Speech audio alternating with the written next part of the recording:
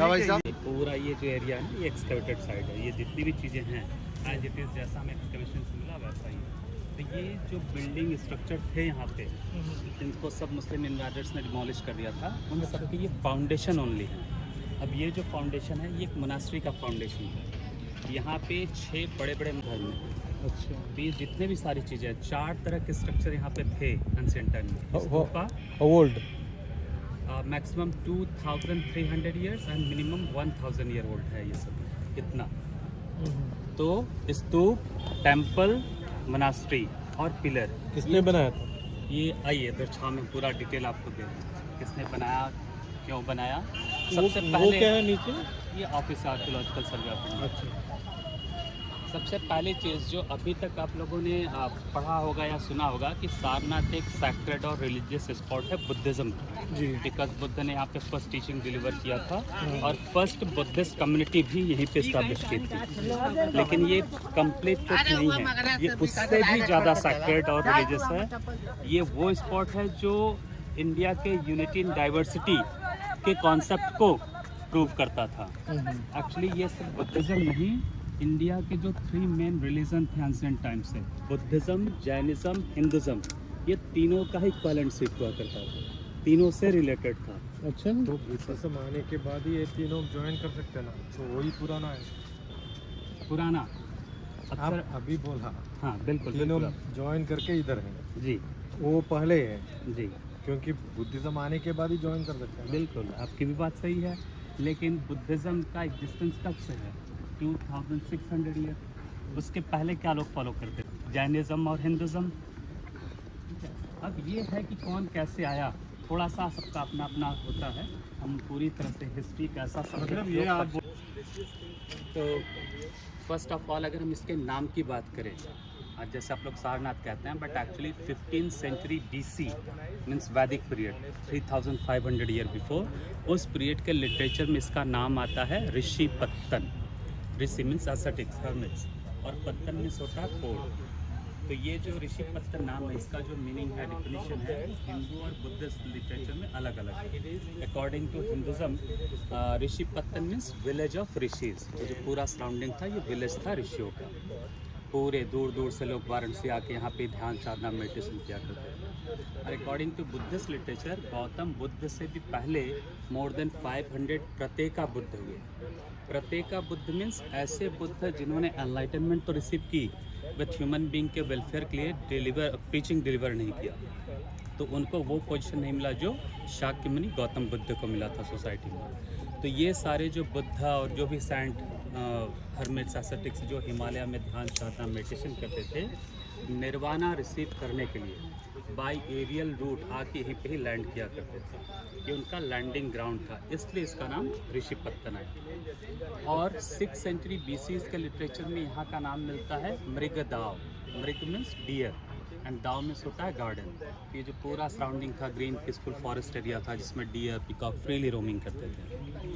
आज भी ये जो जंगल है, इसमें डियर और पिकॉक्स हैं यहाँ पे। तो मृगदाव को ही सिंपली डियर पार्क कहा जाता है। और अभी जो मॉडर्न नेम है हमारा सारनाथ, वो एक्चुअली इस कैंपस के बाहर 1 किलोमीटर आगे जाके शिव टेम्पल है। उस टेम्पल में एक ही अर्घ्य में 2-2 शिवलिंग है, और उसमें से वन ऑफ देम जो है वो स्वयंभू, जो खुद से प्रकट वाला 12 ज्योतिर्लिंग है। और जो सेकंड वन है उसको 12th सेंचुरी AD में, 8th century AD means 1300 year before, Adi Shankaracharya ने अपने हाथ से स्थापित किया। तो उनका नाम है शारंगनाथ महादेव, और शारंगनाथ ही टाइम के साथ मॉडिफाई होते होते आज यहाँ का नाम सारनाथ है। और उस टेम्पल के बारे में शिव पुराण में भी मेंशन है कि हमारा जो श्रावण मंथ होता है, पूरे 1 मंथ के लिए भगवान शिव का रेजिडेंस यही टेम्पल होता है। तो इस तरह से वो काफ़ी इंपॉर्टेंट है हिंदुज़म के वो टेम्पल। और सिर्फ वो टेम्पल नहीं, यहाँ से एक्सकैवेशन में भी बहुत सारे हिंदू गॉड एंड गॉडेसेस का आइडल मिले, जो म्यूज़ियम रखे हुए हैं, आप चल के देखेंगे इसके बाद। और अब अगर हम जैनिज़्म की बात करें, तो जैनिज़्म का नाम लेते ही माइंड में जो फर्स्ट नेम आता है महावीर स्वामी जी। एक्चुअली जैनिज़्म में टोटल 24 तीर्थंकर हुए, और महावीर स्वामी जी लास्ट वन थे उनमें। तो उनमें जो 11th नंबर पे थे श्री श्रेयांसनाथ जी, ये सारनाथ उनका बर्थ प्लेस था। ये जो गोल्डन कलर की टेम्पल है वो श्रेयांसनाथ जी की टेम्पल, जो 1824 की बनी हुई है। तो ये स्पॉट जितना सैक्रेड है बुद्धिस्ट फॉलोअर्स के लिए उतना ही सैक्रेड है जैनिज़ और हिंदुओं के लिए। फिलहाल अभी हम यहाँ और बुद्धिज़्म की बात करते हैं। 6th century BC means 2600 year before Buddha को जब एनलाइटनमेंट मिला तो फर्स्टली उन्होंने यहीं पे अपने फर्स्ट 5 कंपेनियंस को फर्स्ट टीचिंग डिलीवर किया। तो इसमें तो कोई डाउट ही नहीं है सर कि ये जो स्पॉट है उसी टाइम से बुद्धिस्ट वर्ल्ड का द मोस्ट इम्पॉर्टेंट सेंटर, ये मेन जो सारनाथ का मेन अट्रैक्शन है। बुद्ध कहाँ पे टीचिंग किया था, कहाँ उनका रेजिडेंस था, सब इसी कैंपस में मैं आपको दिखाऊंगा। और वो न्यू बने हैं और वो एक नहीं, इसके सराउंडिंग एक्चुअली ये आर्कियोलॉजिकल का है तो इसकी 500 मीटर सराउंडिंग जो है प्रोहिबिटेड एरिया, हम न्यू कंस्ट्रक्शन नहीं कर सकते हैं। तो इस एरिया से बाहर निकाल के जो अलग अलग कंट्रीज़ के बुद्धिस्ट फॉलोअर्स हैं उन्होंने लैंड परचेस कर करके अपनी अपनी टेम्पल बना रखी है और सबके बाहर लिखे मिलेंगे first teaching spot of Lord Buddha. But real one आपका यही है ये, और यहाँ से जो एक्सकर्शन मिले म्यूज़ियम। तो मैं ये बोल रहा था कि उस टाइम से ही फेमस तो हो गया, इंपॉर्टेंट सेंटर बन गया, बट अभी ये जितने भी रिमेंस हैं इसमें से एक भी रिमेंस बुद्ध पीरियड का नहीं है। बुद्ध के निर्वाणा रिसीव करने के 300 ईयर आफ्टर जब ग्रेट एम्परर अशोका ने बुद्धिज़्म को एक्सेप्ट किया आफ्टर कलिंग वॉर, तो उन्होंने उन सभी स्पॉट्स पे जो जो बुद्ध से बिलोंग करते थे जा जाके memorial building like stupa, monastery, pillars, ये सब कुछ इंस्टॉल किए। तो उसी में वो सारनाथ भी आए थे और यहाँ पे उन्होंने ये सब किया। और सिर्फ अशोक ही नहीं, अशोक के बाद अलग अलग पीरियड के राजाओं ने भी बहुत कुछ कंस्ट्रक्ट कराया। तो जो लास्ट कंस्ट्रक्शन सारनाथ में हुआ था 11th सेंचुरी AD के लास्ट में, गहड़वाल डायनेस्टी की क्वीन थी कुमार देवी, उन्होंने एक मोनास्ट्री बनाई और उसके बाद इन्वाइडर्स ने आके सब कुछ पूरी तरह 3 बड़े स्तूपास को छोड़ के बाकी सभी कुछ डिमोलिश कर दिया। तो वो स्तूपा उसके साथ है? हाँ, वो स्तूपा एज इट इज़ जो अशोका के टाइम का है। वो कितने साल का होगा? 2300 ईयर। अशोका वो टाइम पे थी तो 2000 + 300। बट वो मोनास्ट्री पे बोल रहे थे उसका बुद्ध का बॉन्ड्स पूरा उसके अंदर है, नीचे है।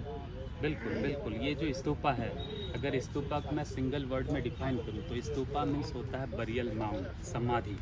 तो इन माउंट्स में बुद्ध, और सिर्फ बुद्ध नहीं, बुद्धिज़्म से रिलेटेड जो भी टीचर्स थे, बौद्ध भिक्षु, इनके भी रिमेन्स इन सब में प्रिजर्व की जाती थी। तो ये एक बरियल माउंट है। इन्होंने आपको बताया वो 1965 की टेम्पल बनी है और जो बड़ा वाला स्टैचू है वो 2011 की बनी है। वो तो 1965 वाला का नीचे कुछ नहीं, जो फाउंडेशन है ये बिहाइंड द ट्रीज, थोड़ा सा आगे जाएंगे तो एक पीक दिखाई देगा टेम्पल का, वो टेम्पल आगे, वहाँ पे वो टिथ रखा हुआ है, जो बुद्धा के टिथ हैं रिक्स वहाँ पे रखा हुआ है। और वहाँ पे शायद उन्होंने वो बोधि वृक्ष बताया होगा, वो भी नहीं है। आपको देख के वो अभी दूसरा कोई जगह जाने के बाद बोलेंगे आप बोला तो अप्रूव्ड है सर, हम आपको कहेंगे तो आपको साथ चल के बताएंगे। हाँ, और जो भी ऑफिसर होगा हम उनसे मिला देंगे कि कहाँ पे रखा हुआ है। तो ये जो ईंटें हैं कहाँ से उसमें सेंचुरी AD में, वहाँ से लेके 17th सेंचुरी AD तक का जो पीरियड है जिसे डार्क इरा कहा जाता है, मीन्स जो लोकल ट्राइबल्स थे, लोकल एडमिनिस्ट्रेशन, किसी को भी यहाँ के बारे में कुछ भी नहीं पता था, बिकॉज ये सारी चीज़ें ग्राउंड के नीचे बरीड थी। तो इतना नीचे तो लगता है। हाँ, उसका रीज़न कि ये जो गंगा में जो फ्लड आते हैं, हर साल आते हैं, तो पहले तो ये पूरा ओपन एरिया हुआ करता था, तो फ्लड के थ्रू जो सैंड सॉइल्स आते थे वो इसके ऊपर लेयर बाय लेयर जमते चले गए। ज़मीन का जो लेयर था, लेवल था, वो यही था, इनके ऊपर वो मिट्टियाँ पड़ गई जिसकी वजह से ये सभी चीज़ ढक गई थी। तो ये आज हम जो देख रहे हैं ये किसी आर्कियोलॉजिस्ट ने स्टडी या रिसर्च करके नहीं, एक्सीडेंटली यहाँ की हिस्ट्री रिवील्ड हो गई। ये बीच में बड़ा सा राउंड सरफेस है ना, एकदम बीच में ही, हम पास से भी चले जाएंगे, धूप है इसलिए मैं यहीं से ब्रीफ कर रहा हूँ आपको भी। ये भी एक स्तूप हुआ करता था जैसे वो सामने है, उसकी हाइट है 33 मीटर, और यहाँ पे जो स्तूपा था ये कुछ बुक्स के अकॉर्डिंग इसकी हाइट 22 मीटर थी, और बहुत सारे बुक्स में ऐसा मिलता है कि अकॉर्डिंग टू वेनसॉन्ग ये 91 मीटर, इमेजिन उससे 3 टाइम्स वो 100 मीटर है, 100 फीट है, 300 फीट है, इतना ऊंचा। तो आप इमेजिन कीजिए जब ये एग्जिस्टेंस में था क्या ग्रैंडयर इसका रहा होगा, हम लोग आज इमेजिन भी ठीक से नहीं कर पाएंगे। तो ये स्तूपा को नियर अबाउट 200 ईयर बिफोर 1794 में बनारस रॉयल फैमिली के एक मिनिस्टर थे जगत नारायण सिंह, उन्होंने बिल्डिंग मटेरियल्स पाने के लिए इसको गिरा दिया। अच्छा, इन्वाडर्स ने नहीं तोड़ा था। मैंने स्टार्ट में बताया कि 3 बिग स्तूपास जो थे इन्वाडर्स ने नहीं तोड़े थे। क्यों नहीं तोड़ा मैं बताऊंगा। तो एक्चुअली उनको पता ही नहीं था कि ये है क्या, इसका इंपॉर्टेंस क्या है, सिग्निफिकेंस क्या है। उनको लगा कि ये ब्रिक्स और स्टोन का एक वेस्ट माउंट है, तो क्यों ना इसमें से इस मटेरियल निकाल के मैं अपनी लोकेलिटी को डेवलप करा दूँ। तो उन्होंने जब इसको गिराया तो इसके सेंटर से एक बहुत ही so beautiful green marble box में कुछ फिजिकल रेलिक्स मिले। वो रेलिक्स को देख के पहले तो डर गए, बट तुरंत उनके माइंड में आया कि जब इतने बड़े सो ह्यूज स्ट्रक्चर में इतना सेफली प्रिजर्व किया तो किसी सिंपल वन का तो होगा नहीं, ज़रूर कोई ग्रेट किंग या ग्रेट एस्थेटिक्स का होगा। ऐसा सोच के उन्होंने अकॉर्डिंग टू हिंदू कल्चर उन सारे रेलिक्स को ले जाके गंगा नदी में प्रवाहित कर दिया। वो कलकत्ता गया। एक्चुअली हिंदुज़म में यही कॉन्सेप्ट है कि हमारी बॉडी 5 एलिमेंट से बनी हुई है and water is one of them. तो जब तक लास्ट परमिशन के बाद हम कुछ रिमेंस किसी रिवर में ना डालें, मोक्ष नहीं मिलता। तो इतना उन्होंने रिस्पेक्ट शो किया उन चीज़ों के प्रति, इधर उधर नहीं फेंका। वो 1700 पे 1794। 1794 So he destroyed the evidence हाँ। indirectly.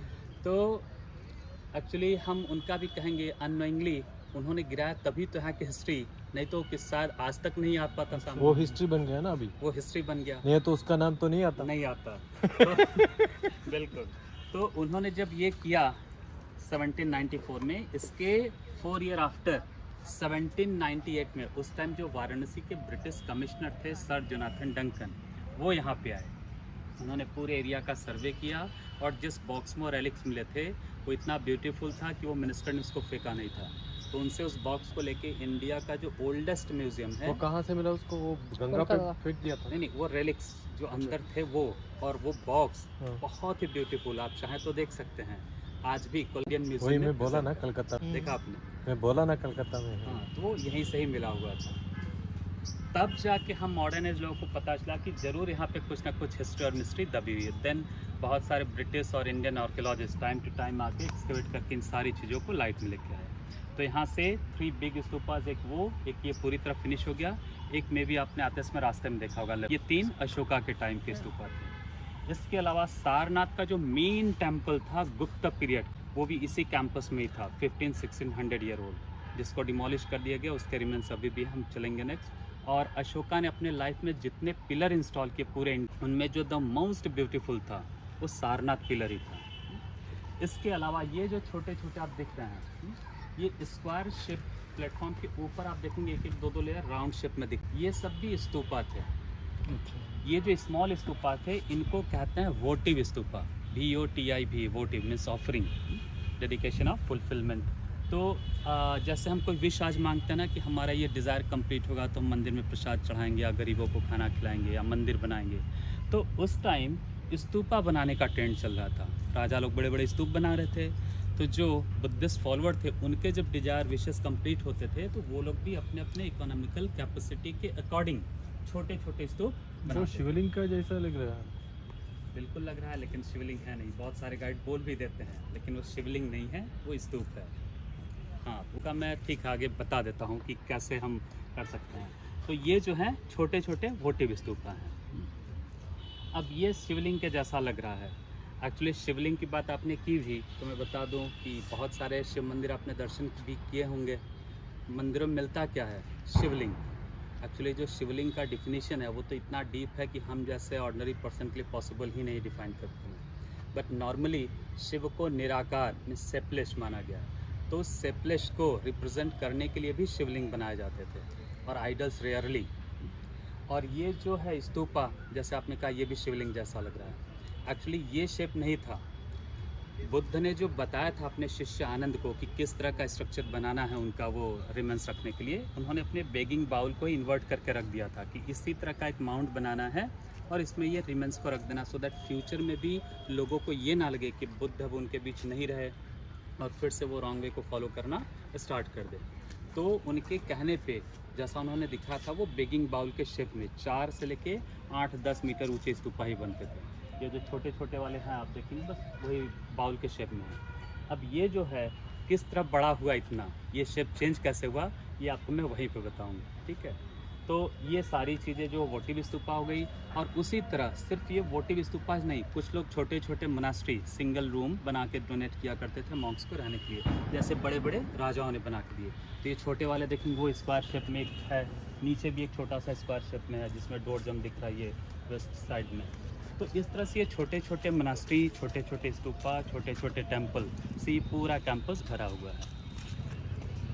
अब पिक्चर आप लोग बैकग्राउंड का यहाँ से ले लीजिए, इधर आना नहीं है, पूरा बैकग्राउंड यहाँ से मिल जाएगा। स्तूपा सिर्फ मौर्य पीरियड ही नहीं, हमारे इंडियन आर्किटेक्चरल हिस्ट्री का ओल्डेस्ट आर्ट है। और दूसरा था पिलर एनग्रेविंग। अभी तक पूरे भारत से नियर अबाउट 16 पिलर्स के ब्रोकन फ्रेगमेंट मिले जिनको कभी अशोका ने इंस्टॉल किया था। और ये सारे पिलर जो थे इनकी हाइट मोर देन 40 फीट थी, और सभी सिंगल मोनोलिथिक स्टोन के थे। और सारे पिलर की एनग्रेविंग सारनाथ हुई थी, यहाँ से बना बना के इंडिया के अलग अलग पार्ट में शिफ्ट किया गया था। उसका रीज़न ये जो स्टोन है ये सैंड स्टोन है। वो धर्मचक्र इधर है, धर्मचक्र जिन बिहार जैसा वो फाउंडेशन दिखा मोनास्ट्री का, वो एक मोनास्ट्री का फाउंडेशन है वहाँ पे, जो उधर मैंने बताया स्टार्ट में 4 उधर हैं बाउंड्री वॉल के पास। जैसे वो फाउंडेशन वैसे ही है। अगर आपके पास टाइम हो गया बिल्कुल जाके देखिएगा। पहले मैं मेन आपको बता देता हूँ, क्योंकि धूप भी बहुत है, फिर आप उसको देखने जाकर में जाएंगे, इधर मेन आपका छूट जाएगा। तो जैसे आपकी इच्छा होगी। तो ये जो सैंड स्टोन है यहाँ से 70 किलोमीटर अभी डिस्ट्रिक्ट है मिर्ज़ापुर, ये भी आपने नाम सुना होगा इसके बारे में। मिर्ज़ापुर विंध्याचल माउंटेन रेंज में ये सैंड स्टोन मिलते हैं। अब आप इमेजिन कीजिए 3rd सेंचुरी BC में इतने बड़े बड़े ह्यूज स्टोन स्लैब्स कैसे उठा के वहाँ से यहाँ लेके आए, फिर उन रफ स्टोन्स की कटिंग करना, ट्रिमिंग करना, पॉलिश करना। बिकॉज बुक्स में तो मिलता है कि उनके पास इक्विपमेंट के नाम पर ओनली हैमर और सिजल ही हुआ करते थे। तो हैमर और सिजल से इतने बड़े बड़े स्टोन स्लैब को बॉटम से लेकर टॉप तक स्मूथ राउंड शेप देना, देखिए यहाँ पे है। आज भी हमारे पास वेल डेवलप्ड इक्विपमेंट हैं, फिर भी हम राउंड शेप नहीं दे पाते। मैक्सिमम हम ज़्यादातर मुस्लिम लोग स्क्वायर शेप पिलर ही बनाते हैं, कारण कि राउंड शेप देना बहुत ही डिफ़िकल्ट वर्क होता है। तो ये हैमर और चीज़ों से देख लीजिए आपके सामने है, जरा सा भी कहीं टेपरिंग नहीं है, पूरा एकदम स्मूथली और बॉटम से लेकर टॉप तक। तो ये जो पिलर यहाँ पे है इसकी मेजरमेंट यहाँ बोल के 15.25 metre, but actually according to Xuanzang ये 21 metre in 65 feet near about height fight. और हमारे इंडिया का जो नेशनल एम्बलम है 4 लाइन कैपिटल, वो इसी पिलर का ही पार्ट था, इसके टॉप पर वो सरमाउंटेड। और इस पिलर को भी जब इन्वाइडर्स आए डिमोलिश किया तो ये अब सैंड स्टोन जो है काफ़ी सॉफ्ट होता है, जैसे ये गिरा पीसेस हो गए इसका, तो सारे यहाँ ग्राउंड के नीचे लेयर बाय लेयर वो दबते चले गए। और 700 ईयर ये ग्राउंड के नीचे था। 1904 के एक्सकर्शन में हमें एक आर्कियोलॉजिस्ट, ब्रिटिश आर्कियोलॉजिस्ट थे मिस्टर एफओ ओर्टल, उनको। तो ये जो मिडिल फ्रैगमेंट है ये अपने ओरिजिनल स्पॉट पर अभी भी 4 मीटर ग्राउंडेड ही है इसके बेस में, इसलिए बाकी सारे पीसेस इसके सराउंडिंग रख के यहीं पे प्रिजर्व कर दिया गया। और जो अपर पोर्शन है लॉन कैपिटल वो म्यूजियम है। तो इस पे एक इंस्क्रिप्शन है यहाँ पे, ये जो इंस्क्रिप्शन है इसकी जो स्क्रिप्ट है ये हमारे इंडिया की ओल्डेस्ट स्क्रिप्ट है ब्राह्मी, और लैंग्वेज है प्राकृत लैंग्वेज, प्राकृत ब्राह्मी लैंग्वेज, प्राकृत स्क्रिप्ट लैंग्वेज प्राकृत हो गया। तो इसमें एम्परर अशोका ने बुद्धा के किसी टीचिंग्स के बारे में मेंशन नहीं किया, इसमें उन्होंने एक वार्निंग दी है मॉन्क्स और नन्स को कि कोई भी अगर इस बौद्धिस्ट कम्युनिटी में किसी भी तरह का डिवीज़न क्रिएट करेगा या किसी भी तरह का इलीगल वर्क करते हुए पाया गया तो उनको वाइट क्लॉथ्स पहना के वापस फैमिली में भेज दिया जाएगा। इस तरह की वार्निंग यहाँ पे दी है। और साथ ही साथ इन पिलर की एक और, ये सिर्फ पिलर ही नहीं, मौर्य पीरियड के जो स्कल्पचर्स बनते थे स्टोन स्कल्पचर्स, उसकी एक और स्पेशलिटी थी कि उन पर ऐसी पॉलिश अप्लाई की जाती थी कि फर्स्ट लुक में पता ही नहीं चलता था कि ये मार्बल है या ग्रेनाइट है या मेटल है, इतना शाइनिंग है। यहाँ पे आपको उतना नहीं समझ में आ रहा बिकॉज ये ब्लैकिश ग्लास से प्रोटेक्ट कर दिया गया, लेकिन इसका जो अपर पोर्शन म्यूजियम है वो ओपनली रखा हुआ है और आज भी वहाँ जाने के बाद उसके सामने से हटने की इच्छा नहीं होती है। शायद आप थाई टेम्पल में वो लॉयन कैपिटल देख के आ रहे हैं। वो भी सेम सैंडस्टोन ही है और वो मशीनों से बनाई गई। और सिर्फ वही नहीं, पूरे इंडिया में बहुत सारे रिप्लिका हैं, अनकाउंटेबल। लेकिन आज चल के आप रियल वन देखिए और उसके बाद सोचिए कि क्या उन लोगों ने किया था उस टाइम। इतना वो ब्यूटीफुल और शाइनिंग, मेन जो है शाइनिंग, इतना ग्लेज उस पर है कि आज भी वहाँ जाने के बाद हट्टी की इच्छा नहीं होती उसके सामने।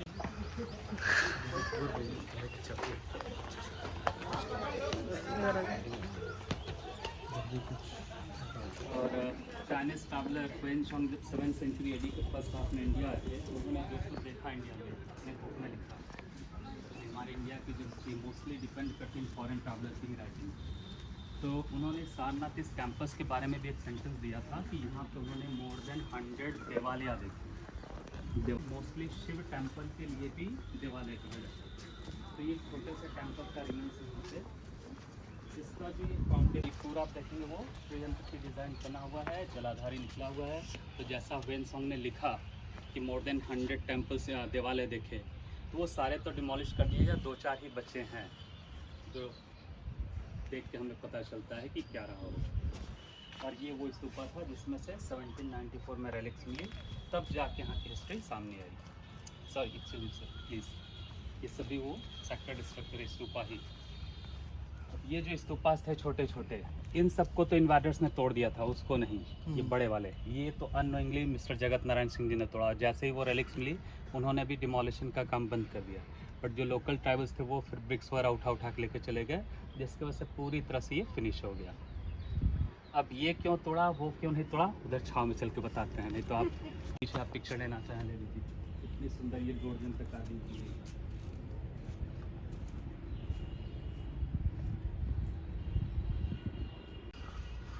So this museum would have taken me almost 48 hours to complete. But you guys are tabla guys for that.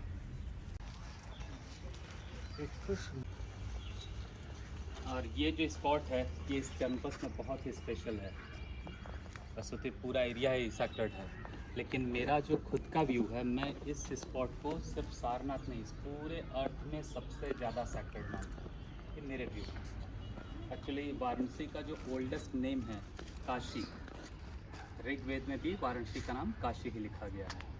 तो काशी का कंस्ट्रक्शन खुद शिव ने किया और इसको बनाने के बाद इसको अपने ट्राइडेंट त्रिशूल के ऊपर धारण किया हुआ है।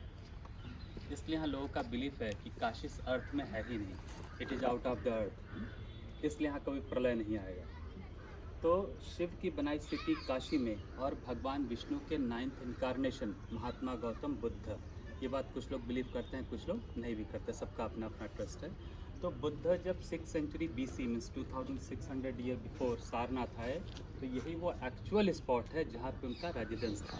उनकी कुटिया, हट, कॉटेज यहीं पे थी। 4 मंथ कंटिन्यूसली बुद्ध सारनाथ भी यहीं पे थे। तो आप खुद कंसिडर कीजिए कि जो स्पॉट शिव और विष्णु या बुद्ध दोनों से जुड़ा हो, उससे ज़्यादा सेक्रेड, उससे ज़्यादा एनर्जेटिक, उससे ज़्यादा स्पिरिचुअल और कौन सा स्पॉट होगा। तो ये वो स्पॉट है। तो इस बात की इन्फॉर्मेशन जब किसी सोर्स के थ्रू गुप्त पीरियड के राजाओं को हुई, तो उन्होंने उस हट की मेमोरी में ये टेम्पल बनवाया। अब ये जो टेम्पल था पूरी तरह भी तो डिमोलिश हो चुका। अब आप इमेजिन कीजिए 1500-1600 ईयर बिफोर क्या रहा होगा। तो उसको जानने के लिए आप इसके वॉल की थिकनेस को देखिए, उस कॉर्नर से लेके यहाँ तक 12 फीट। इतना आजकल हमारे रूम का इनर एरिया भी नहीं होता है।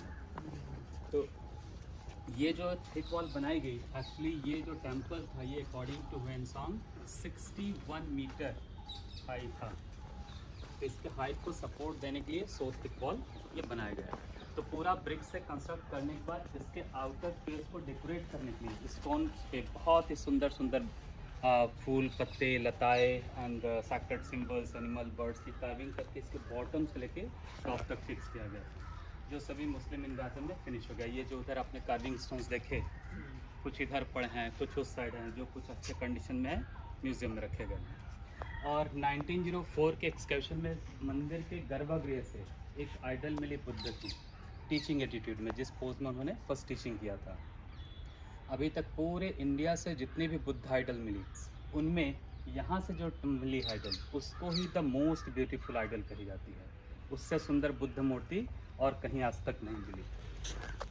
तो जो आपने देखा पीछे थाई मंदिर, वैसे यहाँ बहुत सारे मंदिर हैं, Thai, Japanese, Cambodian, Tibetan, Sri Lankan, आपने सब देखा। और अगर ये टेम्पल नहीं देखा तो कुछ भी नहीं देखा, कुछ भी नहीं जाना।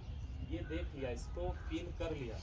अभी तो धूप है, मैं आपको कह भी नहीं सकता कि जाके धूप में कहाँ बैठिए, अंदर उस चीज़ को फील कीजिए, उस एनर्जी को। और ये देखिए वो पीछे ट्री के बिहाइंड वो पिनाकल दिख रहा है ना, ये मॉडर्न डेट की इसकी रिप्लिका बनाई गई है।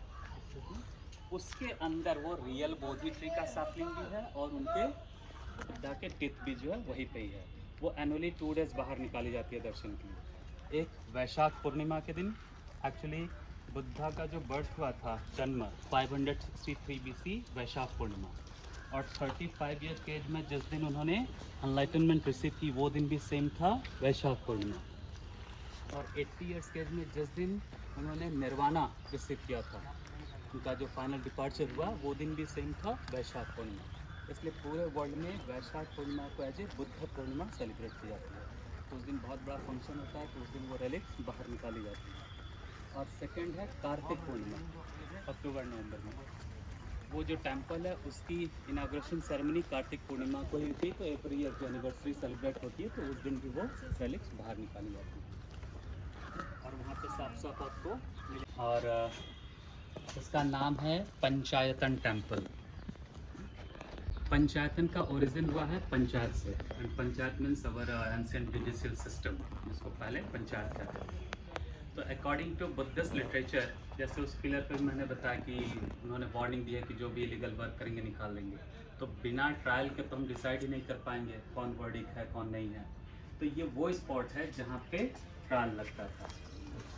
जो मोनास्ट्री के 5 सीनियर मॉन्क्स होते थे, आप देखेंगे 5 सीट्स बनी है, 4 कॉर्नर में, एक सेंटर में। तो इट मीन्स कि हमारे इंडिया का एंशिएंट जुडिशियल सीट भी हो गया। ये हो गई लिटरेचर, बुद्धिस्ट लिटरेचर की बात। अब एक चीज़ और है, अगर ध्यान से देखेंगे तो आपको भी बताना मेरा काम है, एग्री करना ना करना आपका। ये जो सीट्स बनी है 4 डायरेक्शन में है। एक्चुअली जो 5 जजेस की बेंच होती है, जिसको हम कॉन्स्टिट्यूशनल बेंच कहते हैं, जब ये बैठेंगे तो इनका सिर इक्वल रो में लगेगा, ना कि आगे पीछे। यहाँ पे देखें तो किसी भी डायरेक्शन है। फिर उसके बाद इसके नीचे एक निश बना हुआ है जिसमें कभी दीप जलाया जाता था, और ये एक नहीं, 4 डायरेक्शन में 4 निश है ये। तो अब जजेस ऊपर बैठेंगे तो वो दीप नीचे क्यों जलेगा? क्योंकि किसी भी रिलीजन में सबसे ज़्यादा सैक्रेड पवित्र। तो हम में से बहुत लोगों का ये भी मानना है कि वो जुडिशियल सीट नहीं था, तो बहुत बड़ा कैंपस था, कहीं भी बैठ के वो ट्रायल चलता रहा। ये रियलिटी में एक हिंदू पंचायतन टेम्पल ही था। रूम में बंद कर दो, आप 1-2 दिन में बोर हो जाएंगे। तो फिर हम अपने विश्वनाथ टेम्पल से 200 मीटर के डिस्टेंस पे। तो काल भैरव हमारे वाराणसी के प्रोटेक्टर हैं, कस्टोडियन। उनके परमिशन के बिना यहाँ कुछ नहीं होता। एक्चुअली जो रूल है वो तो यही है कि काशी में कदम रखते ही पहले काल भैरव मंदिर जाके परमिशन लेना चाहिए, उसके बाद आप सब कुछ कीजिए। लेकिन लोगों को पता नहीं, या फिर टाइम नहीं है, होता नहीं है ये। तो जो काल भैरव टेम्पल है वो बहुत बड़ा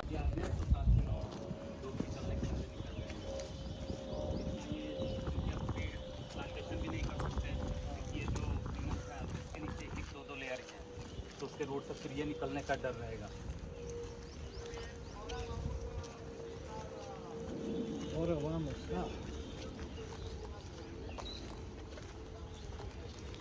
So when we see Hampi, we think that is the oldest, that is the best. That is AD, Devaraya. Krishna Devaraya ka. That is 1800 before. This is this. हमारे फोटो खाई पा है जब से mobile this is not the oldest excavation. Oldest excavation Mohenjo-daro, Harappa. Google में रहेगा तो Google में क्या चाहिए, पासवर्ड नंबर तक्षशिला बिहार पे भी है ना, शिला, तक्षशिला।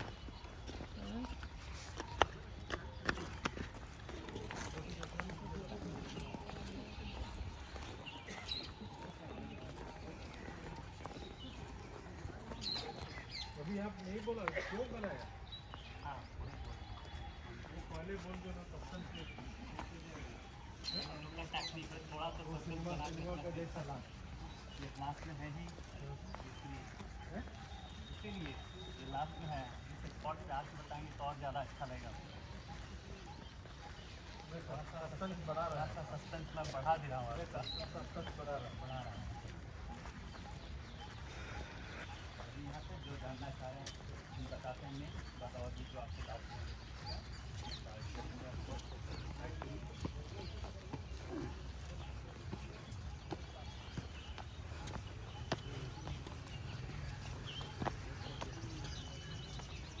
थोड़ी सूप लेके उठा के लेके गए थे। नहीं लेटेड भी बिल का इधर है। हाँ एरिया का नाम बनता है इसमें। कहाँ 100 फीट में। अब पहला क्वेश्चन आता है कि ये जो तीनों बड़े बड़े स्तूपास थे, ये पीछे रास्ते में और एक वो, ये तीनों स्तूपास को इन्वाइडर्स ने क्यों नहीं डिमोलिश किया? तो एक्चुअली मैंने आपको बताया कि स्तूपा मीन्स होता है बरियल माउंट, और इस्लाम में भी वो टोम बनाते हैं जिसमें बॉडी प्रिजर्व की जाती है। तो जब इन्वाइडर्स यहाँ आए, उनको किसी सोर्स के थ्रू पता लग गया था या उन्होंने इमेजिन किया कि ये भी उनके स्ट्रक्चर की तरह जैसा एक स्ट्रक्चर है। तो अब रिस्पेक्ट देने के लिए नहीं, अगर रिस्पेक्ट की बात आती तो वो ये जो छोटे छोटे स्तूपास है, वोटिव स्तूपास, उनको भी डिमोलिश नहीं करते। वो छोटे लोगों का है, बड़ा लोगों का। हाँ, लेकिन उनको कैसे पता कि ये छोटे का ही ये बड़ा? तो एक्चुअली इस्लाम में ये नेगेटिव एनर्जी से वो काफ़ी डरते हैं, लाइक जिनी, फैंटम, बिचेस। तो इस डर से कि अगर हम इसको तोड़े और इसके अंदर ऐसा कोई नेगेटिव एनर्जी हुआ तो हमारे ऊपर अटैक ना कर दे, इस डर से उन्होंने इसको टच नहीं किया। लेकिन ये जो छोटे छोटे वोटिव स्तूपास थे, ये तो हम आप जैसे ऑर्डिनरी पीपल ने बनाए थे, तो हमारे पास तो रिमेंस थे नहीं बुद्धा के। तो ये स्तूपा बनाने के बाद इसके सराउंडिंग वो बुद्धा का बॉडी गेस्चर कार्विंग करके बनाते थे। अपने नीचे इधर स्टोन पिलर्स के, स्टोन्स के कुछ थे 3-4, उस पर देखे होंगे। और वैसे उधर जो बने हुए थे ब्रिक से, उसमें बीच बीच में निशेस बने हुए हैं जिसमें कभी छोटी छोटी आइडल रखी जाती थी, जैसे ये स्तूपा पे भी निश बना हुआ है। तो इसके वजह से उन सबको लगा कि ये सब भी छोटे छोटे टेम्पल्स हैं। इस रीज़न उन्होंने इन सारे वोटिव स्तूपास को डिमोलिश कर दिया, लेकिन इन तीनों को टच नहीं किया था। इधर 3 ही था 3 बड़े बड़े 3 स्तूप। बस, ओनली 3 बस। कोई भी बुद्धिस्ट साइट पे जाएंगे, एक ही 2 स्तूपा मेन मिलेंगे, उसके सराउंडिंग आपको छोटे छोटे ये मिलेंगे वोटिव स्तूपा। जो मेन होता है अशोका के टाइम इधर एक 100 फीट का एक था, 300 फीट का एक था। हाँ, और एक रास्ते में और है वो 100 फीट का है, हाँ, वो छोटा है उससे। वो इन्हीं तीनों के बराबर, दोनों के बराबर में ही था। तो ये जो स्तूपा है ये फुल्ली सॉलिड और फुल पैक्ड है, इसके अंदर नहीं जा सकते, इस ग्राउंड लगा के देखना पड़ता है। अब देख के आप लोग के भी माइंड में बहुत कुछ आ रहा होगा अपने भी, क्या होगा क्या नहीं होगा, कैसे इतना बड़ा हुआ जैसे आपने पूछा। क्योंकि मैंने तो बताया था कि बुद्धा ने अपना बेगिंग बाउल ही इन्वर्ट करके बताया था किसी रफ बनाना शेप में। तो बुद्धा पीरियड से लेकर अशोका के टाइम तक जो स्तूपा बनते थे वो छोटे छोटे ही बनते थे बेगिंग बाउल शेप में। तो बाद में बड़ा कैसे हुआ, ये सारा चीज़ जानने के लिए एक्चुअली बहुत सारे बुक्स में भी लिखा हुआ है कि इसका कंस्ट्रक्शन स्टार्ट हुआ अशोका के टाइम में और एनलार्जमेंट हुआ कुषाण टाइम में, कनिष्क मतलब कनिष्का के टाइम, और फुल्ली कंप्लीशन हुआ गुप्त पीरियड में। और कुछ बुक्स में मिलता है कि का पूरा ये गुप्त पीरियड में ही बना हुआ है। तो ये सारा कि आखिर है क्या, जानने के लिए 1836 में एक ब्रिटिश आर्कियोलॉजिस्ट थे सर अलेक्जेंडर कनिंघम। कनिंघम को हमारे इंडियन आर्कियोलॉजी का फादर भी कहते हैं। जितने भी पूरे इंडिया में आर्कियोलॉजिकल स्पॉट्स हैं उसका फर्स्ट टाइम रिसर्च उन्होंने स्टार्ट किया था। तो वो ये सारा चीज़ जानने के लिए इसके टॉप पे जाके ऊपर से ड्रिल करते हुए अंदर गए और 4 मीटर के डेप्थ में आने के बाद उनको एक स्टोन स्लैब मिली 3.5 फीट की, जिसपे पाली लैंग्वेज में एडिक्ट था ये धम्मा हेतु प्रभवा, मीन्स धम्मा अशोका। ये धम्म के प्रभाव को, dhamma means teachings of lord Buddha, तो ये धम्म के प्रभाव को कंटिन्यू करने के लिए बनाया गया। ये जो इंस्क्रिप्शन मिला ये अभी कोलकाता म्यूजियम में। तो ये इंस्क्रिप्शन के मिलने के बाद जो बौद्धिस्ट स्कॉलर्स थे, हिस्ट्रियन और रिसर्चर्स, सबका बिलीव हुआ कि यही वो एक्चुअल स्पॉट है जहाँ पे 6th सेंचुरी BC में बुद्ध ने अपने फर्स्ट 5 कंपेनियंस को फर्स्ट टीचिंग डिलीवर किया था। एंड देन 300 ईयर आफ्टर जब अशोका सारनाथ है तो उनको यहाँ के मॉन्क कम्युनिटी में बताया होगा कि यही वो स्पॉट है, तब उन्होंने यहाँ पे उस मेमोरी में ये स्तूपा बनाया। अब कनिंगम सर और नीचे आए, ऊपर से 28 मीटर के डेप्थ में जब आए तो उनको इसके अंदर एक और स्ट्रक्चर मिला स्तूपा का। वो जो अंदर स्तूपा का स्ट्रक्चर है छोटा वाला, वो एक्चुअली अशोका का बना हुआ था।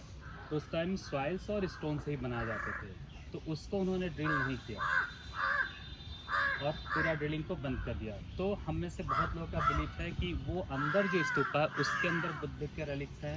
कुछ लोगों का बिलीफ है कि नहीं, उसके अंदर भी नहीं है, और कुछ लोग तो यहाँ तक कहते हैं कि वो ब्रिटिशर्स ने निकाल के इसको सेल आउट भी कर दिया। अब जैसा आपका बिलीफ है, तो एक्चुअल में वो जो अंदर है वो अशोका का है। अब बड़ा कैसे हुआ, तो अलग अलग पीरियड के राजाओं को जब वो स्तूप के इम्पोर्टेंस के बारे में पता चला कि क्यों बनाया गया, तो सब ने अपने अपने टाइम इसकी रेनोवेशन कराई। हम लोग आदमी विलेजेस में जो हमारे ग्रैंड पेरेंट्स वगैरह के जो हट्स वगैरह होते हैं, रेनोवेट करते हैं कि इसका एग्जिस्टेंस बना रहे, हमारी आने वाली जनरेशन भी उनके बारे में जान सके। तो इस तरह से ये रेनोवेट होते होते इस हाई शेप में आ गया। अभी ये जो आउटर ब्रिक्स और स्टोन है, ये सभी गुप्त पीरियड के हैं, मीन्स जो लास्ट रेनोवेशन हुआ था गुप्त पीरियड में। अब ये पूरा ब्रिक से बना हुआ था। और आपको एक चीज़ और बता दूँ कि हमारे इंडिया का जो लास्ट गोल्डन इरा था वो गुप्त पीरियड ही था। उसमें ऐसा कोई सेक्टर नहीं था जिसमें ग्रोथ और डेवलपमेंट ना हुआ, स्पेशली आर्ट में। तो जब वो टेम्पल बन रहा था तो उनको लगा कि इतना सेक्टर्ड स्ट्रक्चर, इसको भी डेकोरेट किया जाना चाहिए। तो उन्हीं पीरियड में ये डेकोरेशन वर्क स्टार्ट हुआ। वो स्टोन्स पे आप देखेंगे पास से ब्यूटीफुल फ्लोरल पैटर्न जो सब कुछ है, सेक्टर्ड सिम्बल्स कार्विंग करके बॉटम्स लेके उसके हाफ पोर्शन तक लगाया गया। उसके ऊपर क्यों नहीं हुआ, ये एक मिस्ट्री है, कोई नहीं जानता। जहाँ तक हम लोग का मानना है कि मे बी वो डायनेस्टी ही फिनिश हो गई होगी, काम कराने वाला, पैसे देने वाला ऑनर था नहीं, तो लेबर्स काम करेंगे क्यों, इस वजह से वो रुक गया। और साथ ही Maurya were not Buddhists, no? Gupta Maurya. नहीं, एम्परर अशोका उन्होंने ही बनाया है। और उनके जो ग्रैंडफादर थे चंद्रगुप्त मौर्य, वो जैनिज्म को फॉलो करते थे। वो बुद्धिस्ट नहीं, नहीं, तो जैनिज्म जैनिज्म का कुछ भी नहीं है। इधर जैन टम मैंने बताया ना, 11 तीर्थंकर का ये बर्थ प्लेस है। और एक्सकेवेशन में भी बहुत से आइडल्स मिले हैं जैनिज्म से भी, जो सब म्यूजियम में आपको भी मिलेंगे देखने के लिए। तो ये वो स्तूपा है जो 2300 ईयर ओल्ड स्ट्रक्चर है, और इंस्क्रिप्शन मिलने की वजह से ये प्रूव भी हो चुका है कि यही वो एक्चुअल स्पॉट है जहाँ फर्स्ट टीचिंग किया था। और साथ ही साथ हमारे इंडियन कल्चर में हम किसी भी डिमोलिश्ड स्कल्पचर या टेम्पल की प्रेयर वर्शिप नहीं करते हैं।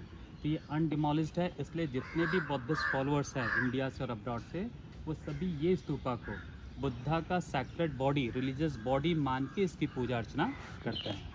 तो यही सारनाथ का मेन अट्रैक्शन है, धार्मिक स्तूप।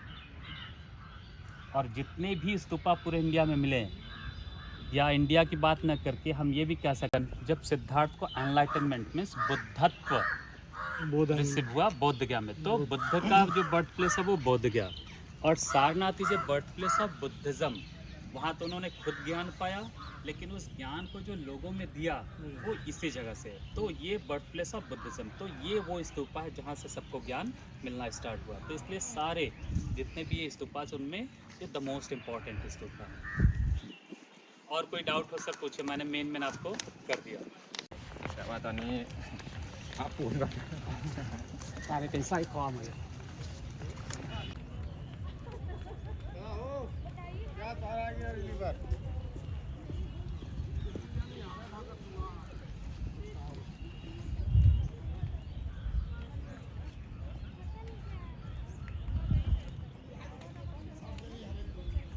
ये जो टेम्पल है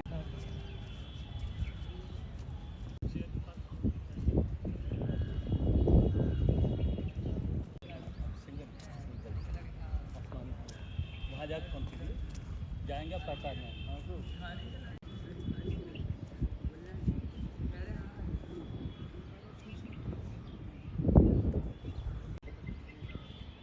10 किलोमीटर स्क्वायर में महाविहार था ये।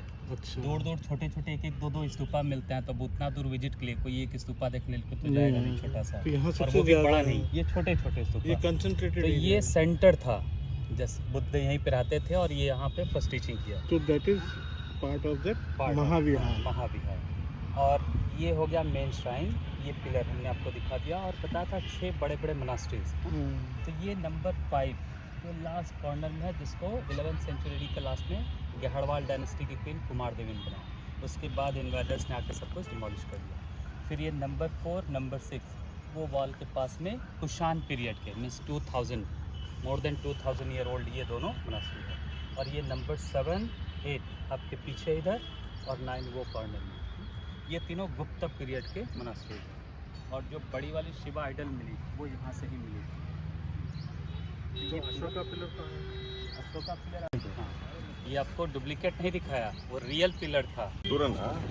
ये जो मनास्ट्री थी ये इसका एंट्रेंस हुआ करता था। दो साइड में जो ब्लॉक थे वो गार्ड रूम होते थे और इधर साइड में जो ब्लॉक्स हैं वो रूम थे जिसमें मॉन्क्स रहा करते।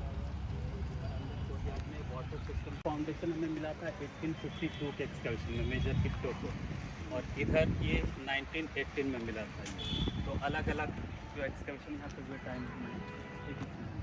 और अभी जो हम म्यूज़ियम देखने जा रहे हैं, म्यूज़ियम की बिल्डिंग का जो आर्किटेक्चरल डिज़ाइन है वो इसी मनास्ट्री का डिज़ाइन करते हैं।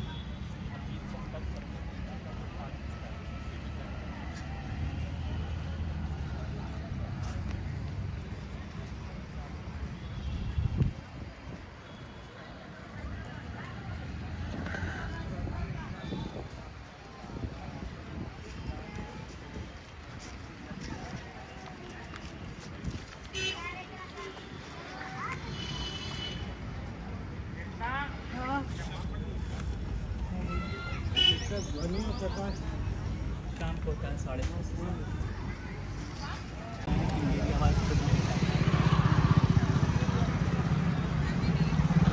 मेरा भी साउंड काफ़ी फेमस है जापान में।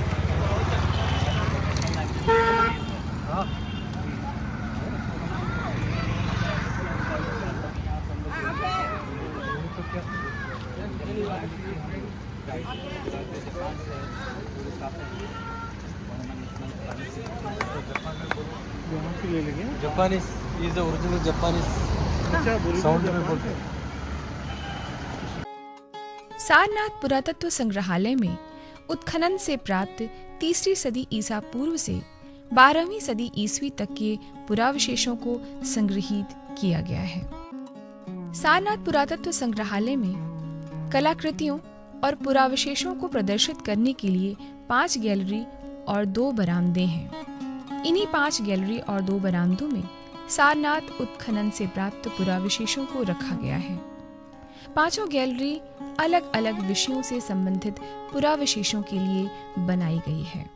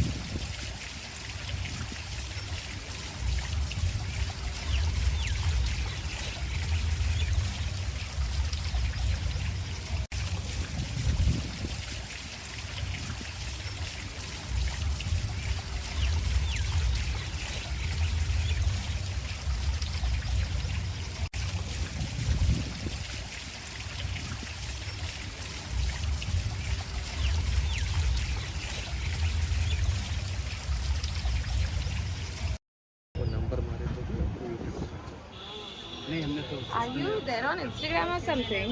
हैं? Are you